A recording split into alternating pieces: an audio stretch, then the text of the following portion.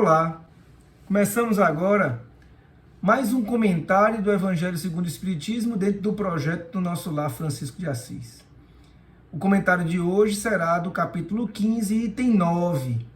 Item esse em que os Espíritos nos explicam por que a máxima fora da verdade não há salvação não deve ser aceita por nós espíritas como norte a seguir. E sim, porque deve ser aceita como bandeira da nossa amada doutrina, a máxima fora da caridade não há salvação. Lendo o curto item 9 do capítulo 15, eu lembrei imediatamente do que está no Livro dos Espíritos, livro base, introdutório da nossa doutrina espírita, onde os espíritos orientadores que trouxeram a nossa amada doutrina nos esclarecem que todos os seres foram criados por Deus num patamar de simplicidade e de ignorância. Isto é, foram criados sem conhecimento, foram criados sem saber das coisas. Mas esses espíritos também nos explicam que por nós todos estarmos abrangidos pela lei divina que nos impulsiona para frente na senda do progresso, pela lei divina que nos obriga a caminhar evolutivamente, nos tornando cada dia mais perfeitos, num grau de perfeição mais avançado, a humanidade terrestre, em razão disso, é composta por uma variedade grande de espíritos muito heterogêneos. Alguns dos espíritos que compõem a humanidade terrestre ainda estão bem próximos do início da caminhada evolutiva. Outros, um pouco mais adiantados.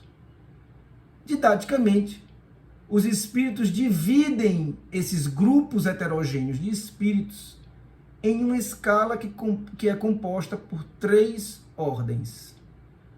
A terceira ordem, dos espíritos mais próximos do início, que tem várias classes. A quarta ordem, dos espíritos um pouco mais medianos, que também tem suas classes. E a primeira ordem, que tem classe única, a classe dos espíritos puros. Essa classe dos espíritos puros parece-nos ser uma classe onde todos os espíritos estão no mesmo patamar. Mas não é bem assim. Buscando na Revista Espírita do ano de 1868, encontramos uma mensagem de Lacordaire, onde ele diz que, ao lado de Deus, estão numerosos espíritos que chegaram ao topo da escada dos espíritos puros. Vejam só, quando nós acreditamos que estamos chegando na linha de chegada, estamos chegando no patamar final, nós, na verdade, vamos chegar num patamar a partir do qual nós vamos divisar uma nova escada a ser subida. Quando chegarmos à condição de espíritos puros, vamos perceber que nós vamos ser espíritos puros ainda de primeiro degrau dessa nova escada. Já existirão, no entanto, à nossa frente espíritos puros de segundo degrau, terceiro degrau, quarto degrau. E apenas os espíritos puros de último degrau dessa nova escada são os chamados Cristos ou Messias. E apenas esses estão na posse da verdade absoluta. Apenas Jesus, dentro da humanidade terrestre, está nesse ponto. Apenas ele, dentro da humanidade terrestre, está, portanto, na posse da verdade absoluta. Por essa razão, dizem aqueles que comentaram o item 9 do capítulo 15 do Evangelho, Deus não poderia prescrever uma máxima como essa: fora da verdade não há salvação. Pois se assim o fizesse, estaria sentenciando, dando uma sentença de proscrição geral, ou seja, dando uma sentença de que ninguém, praticamente, quase absolutamente ninguém poderia ser considerado salvo ou ter acesso a uma felicidade plena.